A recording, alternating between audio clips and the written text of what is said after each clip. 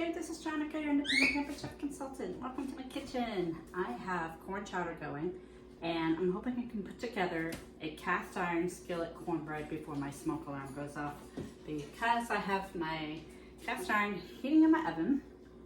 And my oven's been cleaned, but my smoke alarm is super sensitive, so if you hear the beeping, pamper not perfect.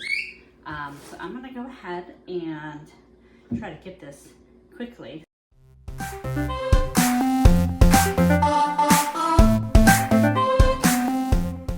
Quarter cup of sugar and 1 cup of flour.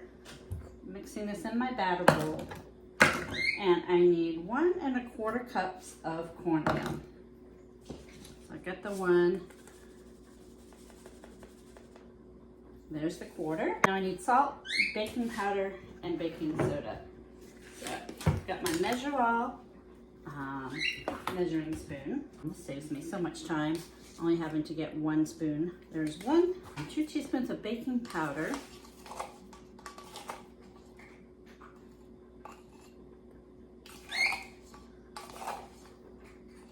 A little bit a mess. It's a weeknight, so I worked all day. I just felt like it's a little cooler today, so I felt like corn chowder and cornbread. 1/2 teaspoon of baking soda. I've got my baking soda in a jar to keep it fresher. I don't know if it ever gets unfresh, but sounds like a thing to do to me. I like jars. And I'm just gonna whisk all this, the dry ingredients, together. Got 1 1/4 cups of buttermilk.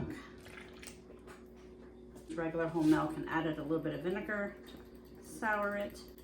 Lightly beaten 2 eggs here. This is my little stainless steel mini whipper. And there's the eggs.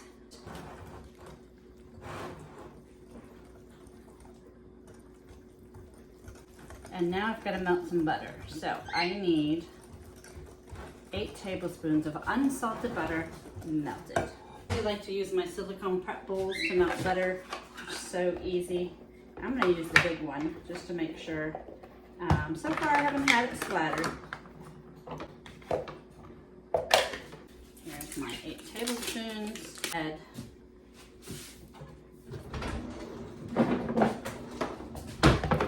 I'm going to go ahead and melt this right in my microwave, and just on cue, there we go. I'm going to reserve 1 tablespoon of this melted butter.